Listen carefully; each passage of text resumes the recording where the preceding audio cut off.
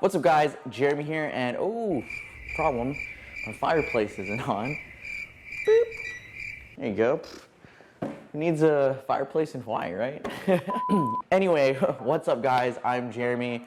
Welcome back to my channel. If you're new here, I'm Jeremy Mateo. I'm a real estate broker and investor here in Hawaii. So I recently attended Ryan Pineda's Mastermind in Las Vegas a couple weeks ago, and I had the time of my life. It was really fun, and I learned a lot about real estate investing. I actually posted a video on YouTube talking about all the things that I learned. If you haven't seen that video, I'll put a link to the description below, and you can go watch that video after this video. It was such a great experience, and Ryan had a lot of guest speakers, and one of those guest speakers was none other than Khang, aka Khang, aka King Khang, aka the wholesaler millionaire of YouTube. Wow. If you don't know who Khang is, he is a real estate wholesaler, and he has a YouTube channel called Wholesale to Millions. He's known for all of his YouTube videos, and he's also a big TikTok star with all of his funny financial content on TikTok. Meeting Khang was so awesome. He is such a cool and energetic guy. The way he is on social media is the exact same way how he is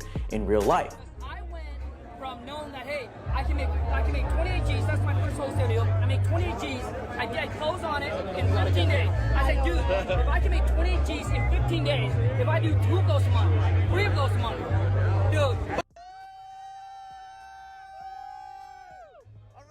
He was so energetic and talking to everyone at the mastermind, and we were even taking shots with him and Ryan, and it was honestly a fun time. In his presentation, Khang gave some really solid advice, which we're going to talk in today's video. But first, I'm gonna have to ask you to please smash the like button and subscribe to my channel. It really helps my channel grow.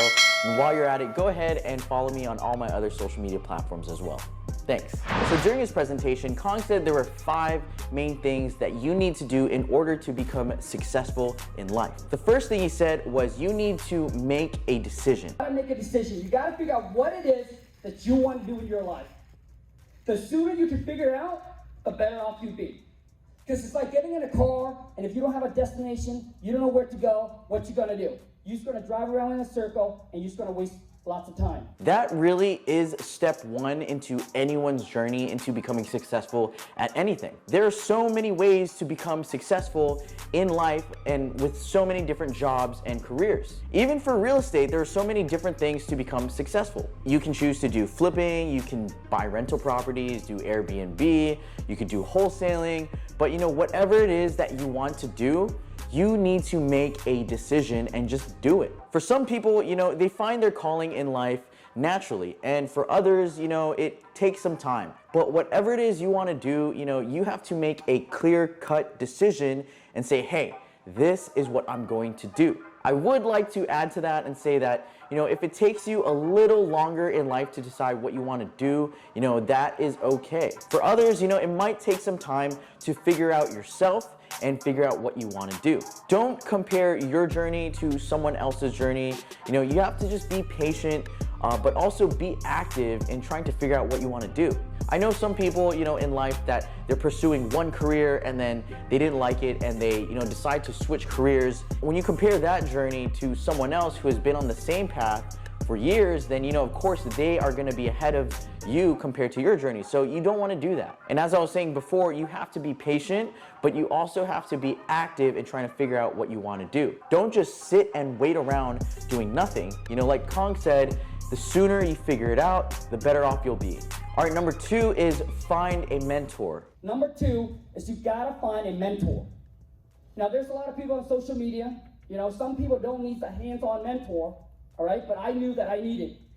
So find 1 or 2 people on social media that are successfully doing what you want to do, living the life that you want to live, and making the kind of money that you want to make, and just do exactly what they tell you to do. You see what he said there? He said that some people don't need a mentor, but he knew he needed a mentor.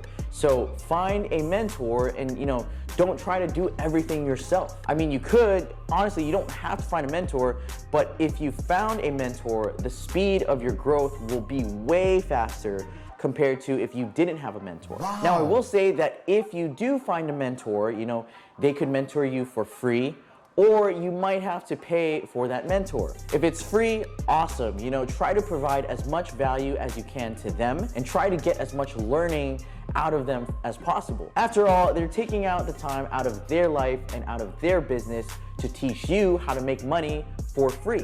But if you have to pay for a mentor, that's honestly much better. Because if you're paying for a mentor, that means you are investing in yourself. You are literally paying for education. Some people might think paying for a mentor is dumb, but I disagree. Because where else do we pay for an education? That's right, college. We pay tens of thousands to even hundreds of thousands of dollars for college. You know what is dumb though? Is that, paying all that money for college classes that are called electives, which relate nothing to your major. I think that's so dumb. But that's a whole different argument that I don't have time to get into. But anyway, the second part of what he was saying is that, find one or two people on social media, these people who are doing what you want to do, living the life that you want to live and making the money that you want to make, and do whatever they tell you to do. This is such simple but amazing advice right here, especially if you can't afford a mentor. I follow so many influential and smart people such as Gary Vee, Ryan Pineda, Khang, Manny Koshbin, Graham Stephan, all these people, I consider them my mentor. But it's not like I have any official, one-on-one mentorship with any of them. They just put out a lot of educational content teaching people about what they did to get where they are today. And guess what? All of this content, learning all of this stuff is absolutely free. All you have to do is follow them on social media and follow their advice. It's honestly so simple. All right, the third thing he said was you have to commit. You got to make a commitment. To me, success is like a marriage. It takes commitment. Like you got to commit to it. When you marry somebody, it's just that one person. And you know that there's going to be good times, there's going to be bad times. It's not always going to be rainbows and stars. But since you are committed, that's the person that you're going to stick to, and you're going to work things out. And it's just like success. You know that you're going to have bad days. You know that you're going to have all these obstacles and hurdles is going to come in your way. But because you are committed to your goals and dreams, you're going to keep on going, and you're going to try to figure things out. Most people don't. Most people, what they do is they go at this for 6 months, they hit an obstacle, guess what? Now they jump from one object to another shiny object. And for the rest of their life, that's exactly what they're gonna do. I really like the last part when he said that, most people try something for 6 months and, they find one shiny object, and then after that they find another shiny object, and after a while they're just, keep bouncing from object to object without really committing to one thing for a really good amount of time. I will admit, I was someone who would do this a couple of times. When I first started my real estate career as a real estate agent, it was really tough. In the beginning, I wasn't really selling any homes. It was really bad, and it came to the point where I thought, okay, maybe I just suck at this, and maybe I'm just not meant to be a real estate agent. So I thought, maybe I should try to sell life insurance. So I got my life insurance license and tried to do that because real estate was just hard. Long story short, I ended up selling one policy. I had zero fulfillment, and I decided, screw it, I am going to commit to real estate and go all in with real estate. I told myself okay, yeah, it sucks right now, but I just gotta grind it out, keep my head down and just keep working through these hard times. Because as what Khang would say, that is what commitment is. There's gonna be the good times and then there's gonna be the bad times, but because you are committed, you are going to keep going no matter what. The fourth thing he said is take massive action. Keep going like this, sorry. It's just trying to put the emphasis in this. Number 4, so after you make that, what the next thing that you need to do, okay? A lot of you, what you're doing is that a majority of you are here taking notes, and you're not putting in the action. And you gotta take massive action, because knowledge without execution is worthless. People are watching all this YouTube, people are taking notes, but you ain't doing shit, man. You gotta put in the work. Results come from putting in the work. Results don't come from taking notes or watching the YouTube. You heard what the man said. You can watch all the YouTube videos, take all the courses, do all the mentorships, read all the books, but guess what? if you don't do anything, if you don't take action, then nothing is going to happen. Your goals without execution are just dreams, you know? They're just thoughts in your head. For those watching, let me ask you guys something. Have you ever, seen someone accomplish something great and then like you hear another person say like, oh, I could have done that. Or maybe they like say something like, oh yeah, I've actually been thinking about doing that too. Those are the people who do not take action. I like to call those people wantrepreneurs. They want to do this or they want to do that, but they really don't do anything. In Khang's words, they don't do They'll be like, oh yeah, I could have done that, but they didn't, like, oh, I've been thinking about doing that, but they didn't. These, again, are the people who do not take action, They just think about doing stuff all day. They don't take action because, I don't know, maybe they're scared or maybe they're lazy or, maybe they're just afraid to be wrong. But, whatever it is, they don't have it within themselves to take risk and to take action. So don't be like those people and, do what Khang says and take action. Do you see the emphasis in my hand? The last thing he said, number 5, was one of my favorites, was that you have to brand it. And the last thing that you need to do is once you have a skill set, once you master that, then all you need to do is you just need to brand it. Whether you're day trading, Amazon, drop shipping, fix and flip, wholesaling, whatever it is, you just now need to take that skill set that you have already spent years trying to learn, and you just need to build a brand around it.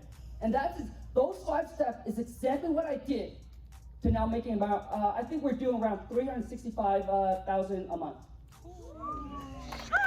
Thank you. This is probably the most valuable piece of advice he gave out of all of these. And I think it's because, whatever you're doing, no matter what industry, there's a really, really big chance that you are not the only person in the world doing it. When it comes to like flipping homes, Amazon, drop shipping, doing Airbnb, all of that, or any of that is just, there's a lot of other people doing the same thing as you. So the question is, how do you stand out from all of those people? And it's by this piece of advice. It's by branding yourself. Creating a brand is something that cannot be taught. Your brand is you. So create your brand, create your style, and create your culture. An example of branding is, Khang's brand. He is known for his funny catchphrase, Come on, man, shit. Let's go get this money. Obviously, his brand and style is all about hustle. And that is very similar to other entrepreneurs out in the world, but he gives his own style from his own personality. So when it comes to branding, make it your own, make it your own style, give it your own culture, your own brand. Because honestly, that is what's going to make you stand out from all the rest. How so?